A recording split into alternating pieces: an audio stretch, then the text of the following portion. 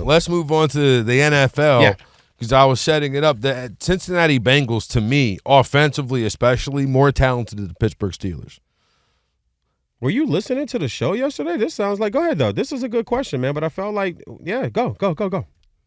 Now, the Pittsburgh Steelers, while not necessarily as talented as the Cincinnati Bengals, to me, the coaching comparison here – Sharon Moore to Ryan Day. No, I'm just kidding. I'm just kidding, guys. I'm just kidding. The coaching comparison, though, is it is the top floor to the basement when you consider Mike Tomlin and his ability and his record and his track record and his ability to just draw juice from a stone, it feels like, draw blood from a stone out of that Steelers roster. Do you think that this Zac Taylor, is he able to hang in the AFC North? Because the other thing, too, Stefanski's pretty good himself. It's funny you bring this question up, and this is on the rundown, because Arnie and I did a segment yesterday about what coaches could be fired next after Matt Eberflus, and we had a list of teams. I had about 3 or 4 guys. One of my teams was the Cincinnati Bengals. Yeah, one of my teams was the Cincinnati Bengals. If they say they just fall apart, they're 4-7 right now, 4-8, 4-7. Well, you say fall apart. They've been hanging on by threads. That's what I'm saying. All so year. If they fall apart going into the end of the season, right? Why not have a discussion of, hey, do we need to get a different guy in here? Because you're kind of wasting. I don't like the phrase wasting a player, but you're all kind of wasting Burrow right now. And he's young. He's already faced some injuries. He's been healthy this year. He's got through this far this season. But if you can't get to the playoffs this year, think about it. Since they won the Super Bowl, got to the Super Bowl. Since they got to the Super Bowl, they're going backwards, guys. They're going backwards. They got back to another AFC Championship game.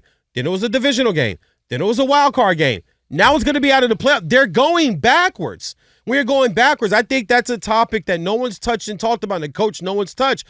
Do you have to start to have some discussions about whether you want to bring back Zac Taylor? Would Belichick be interested? Would you want to talk there?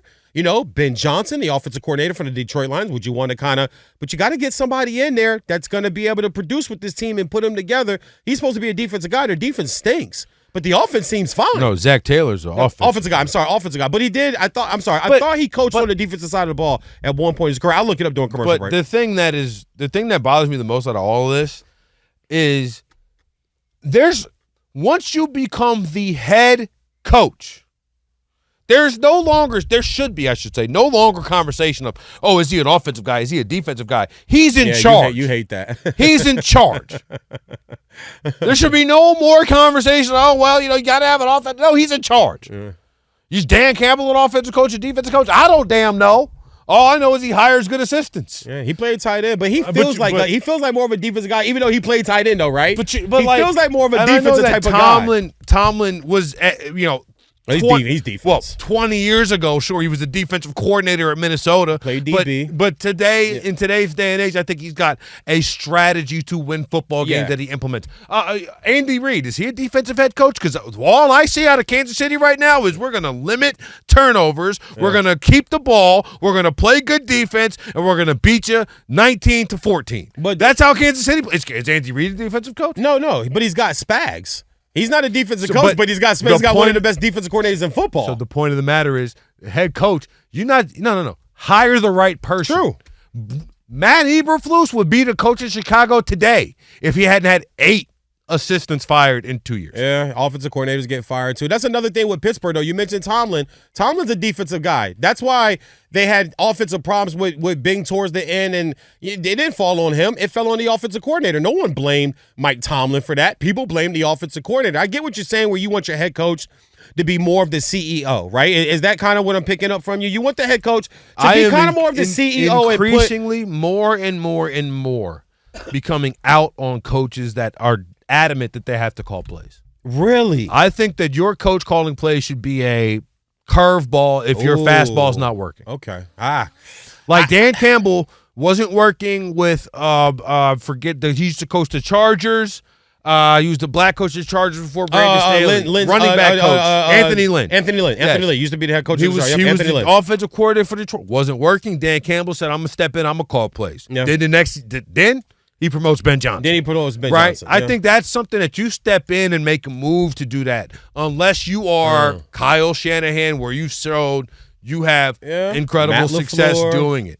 right? You've seen it's been successful this entire time, but like if I'm Mike McDaniel in Miami, like no, I got to manage this team, right? There's some like Matt Eberflus needed to manage the team. Right, he was calling defense. You need to manage the entirety of this team, and that's why you don't end up not calling timeout with 30 seconds down, letting the clock tick down to 6. I will say this really fast. If you are a defensive-minded head coach, I don't mind you having a defensive coordinator call the plays. I will say that. I don't think a head coach should be calling the defensive plays, but I don't mind a head coach calling the offensive plays. I know that sounds weird to some people, but I don't. Mike Tomlin doesn't call the plays, right? I don't think Mike Tomlin calls it exactly. But he's a defensive-minded coach. But he has a defensive coordinator that calls the defensive plays. You hire people, you empower people. You go down, you tell your defensive coordinator, hey, I need a blitz on third down here. You go tell your offensive coordinator, get me 2 first downs on this drive. I don't think there's a NFL offensive head coach, Martin, that doesn't call the plays. I think most offensive-minded head coaches call the plays. I would say, let's just say if there's 16 of them in the league, I bet you 12 of them call the plays. I had to think about it. But I'm just not. Dabo called the plays for the New York Giants, right? I think he gave it up this year. Okay. But in general, I don't think that it's the best. I don't think it's the best use of game day operations if I'm the head coach. Okay. I really don't. Just the connection with the quarterback is so important, though. You kind of want that. Does Jim call plays? Who? I don't think Harbaugh called plays. No, Roman does. Greg Roman does. But he's got Greg Roman. He hired him. I know. He brought him from Michigan. It's not like Greg Roman just popped up in the sky. Like, he hired him. Yeah. You know, and that's the point. Yeah. Like, hire somebody, empower them to do it. If they can't get the job done, get them out of there. But Harbaugh is hip and hit with his quarterback, though. But he doesn't call the plays. But I'm not saying hip and hit with his quarterback. I'm not saying that you for some reason need to be apart from them. Yeah. I'm just saying during the game, you probably have a little, like, the individual minutia of down to down. You probably have a bigger picture, a bigger fish to fry. Yeah. Now, speaking of guys who are just excellent, that's Steve Steger.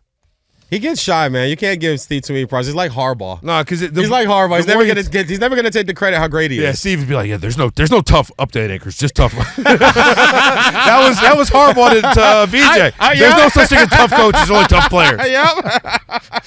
On the conversation, and you could go either way and find success, play calling or not. But remember, many a Rams game where the defense is on the field during the game, and Sean McVay's on the bench going over the next play calls. Exactly. You might want to. He's had success. He's a good coach, but it's an odd third look. and 7 might matter. Yeah. But he calls the offensive plays there, though, correct? Doesn't McVay call the plays? Absolutely. We'll remember it 15 years from now in order. Yeah, there it is. He's a savant. Yep. Thanks, Steve, Martin, and VJ coming to you live from the TireRack.com studios. Got a game of Who You Got coming up in just a moment here.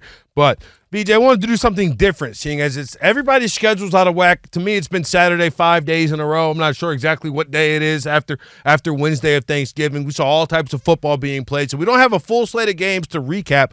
So I want to go ahead and do a little NFL blitz here, Thanksgiving football blitz. Thanks, Ian. Let's go ahead and get it started. All right, I come to you, gentlemen, with 6 football-related questions from the past few days. Okay. I'm just going to get your opinions on all of them. Number 1, Kansas City beat the Raiders 19-17 after recovering a botched snap with Vegas in field goal range. That improved Kansas City's record to 11-1. My question, though, is are the Chiefs actually good or are they just lucky? They are good. They are good. They are actually good. And part of the reason why everybody else folds is because everybody else knows it. They're not going to beat themselves, and that's why you see every other team in the NFL beating themselves on the way to a Chiefs victory. Yeah, I'm going to go with my partner right there. This is what championship teams do, and I don't understand how they get knocked for this, for winning close games. I think something like an NFL record they set, 14 consecutive one-possession games that they have won. That's not luck, guys. That's called knowing what to do when it's time to do what you're supposed to do to win football games. They're not lucky. The Kansas City Chiefs are good. 2-time, back-to-back Super Bowl champions. That means you're good. They just find ways to win. Agreed. Next up, the Bears lost to the Lions 23-20 on some confusing game management that ultimately cost Matt Eberflus his job. So the question is, are the Bears going to ruin Caleb Williams? We are halfway there. We are halfway there. This is the third time Chicago drafted a quarterback and then fired a coach without that quarterback playing its second consecutive season. All right, you've got to knock this hire out of the park. Should have been Harbaugh maybe last year, but you got to get that type of guy in the building. Otherwise, you're looking at Cincinnati light. I don't think that they're ruining Caleb because I just don't think he's as generational as he was touted out to be. I think he could be a very good quarterback and maybe a great quarterback in the NFL. But great doesn't mean generational. Generational and great are two different things. The adjective that's been used about him is generational. And then the clip came out today where he admitted that he either wanted to call the timeout or didn't want to call the timeout or change the play or something. So it was on, and I said this yesterday on air, it was on everybody, guys. Thursday's game was on everybody with Chicago. It wasn't just Eberflus. It was just time to fire him. So I don't think they're ruining him. I think they're just a bad run franchise. All right, moving over to college football for this one. With Miami and Ohio State both losing huge, costly games today, as we've talked about, the two highest-paid transfer portal quarterbacks, have come up short this year. What do you think this means for college football? I think it means recruit, unless your name is Deion Sanders, right? I don't think college football has changed just as much as we all think it has. I'm with Martin. Recruit your home talent. Do the portal for other big-time main positions that you need, but grow your hometown quarterback and then go win national championships like Michigan did with J.J. McCarthy last year. Colorado pounded Oklahoma State 52-0 yesterday. If they somehow squeak into the playoffs after all this, how much of a shot do you guys give them? I'll tell you what, when you got the best quarterback in the nation and, to me, the best player in the nation, I got to give you at least a 30% shot to beat anybody. I'm going to go higher than 30%. If the Colorado Buffaloes get into the playoffs, I'm giving them a 65% chance to win because who else looks unbeatable? Tell me the team that looks unbeatable. Nobody looks unbeatable. And like Martin said, best quarterback, best player, I'll put my money there. 65% chance to win it all. Love it. Jumping back over to NFL really quick, the Dolphins, VJ, your Dolphins, have lost their last 12 games in 40-degree weather or lower. And Mike McDaniel is now 3-14 as a head coach in games against teams that are over 500. So do you guys think this is something or nothing? It's absolutely something to me because here's the deal. It wouldn't be if Miami was the 1 seed or the 2 seed, but if this team's able to sneak into the playoffs, you're going to have to see Buffalo, Kansas City, Baltimore wherever it is, it's going to be cold, it's going to snow, Pittsburgh. This is definitely something. Yeah, this is definitely something, and they need to fix this and figure this out. But like Martin said, you gotta win the division. You got to get a home playoff game, at least to win the wild card game, and then go on the road division. At least you can say, hey, we won a playoff game. But it didn't help with Oos missing 5 of the first 6 games. That did not help when you don't have your quarterback, and that's what set them back. I didn't have them to win the game Thanksgiving night. It was a question mark game for me, just like the Texas game in 2 weeks. I think they can win the rest of the games, but those 2 games were the question mark games that I had. This is something they got to fix it. It's true. It is worth noting that Tua has been injured for a lot of those games, so worth noting. Anyway, last one, jumping back over to college. Georgia beat Georgia Tech 44-42 last night. It took 8 overtimes to get that done, which was the second longest game in FBS history. The longest was 9 overtimes, for those wondering. So the question is, do you think this narrow victory ultimately helps or hurts Georgia in the grand scheme of things? It ultimately helps because losing it would have been catastrophic. Like, there's no way that a loss could benefit Georgia in this scenario. Here's one thing, though. If we're going to do this dumb ping pong back and forth, snip, snap, snip, snap, snip, snap, 2-point conversions, then we got to change how we call the longest games in college football because there were games that were longer in time. I watched Michigan beat Illinois 69-64 once. Okay? Yeah, and no. I'm gonna go 50-50 on this one with Georgia. But they got lucky. It's a good thing they won and did what they did last night because today, Clemson falls, Ohio falls, Miami falls. So it would have been catastrophic if they had a loss last night. Not a catastrophic, excuse me. It would have been bad, but not catastrophic because all those other teams did lose too. Being that they won, Georgia's into the playoffs.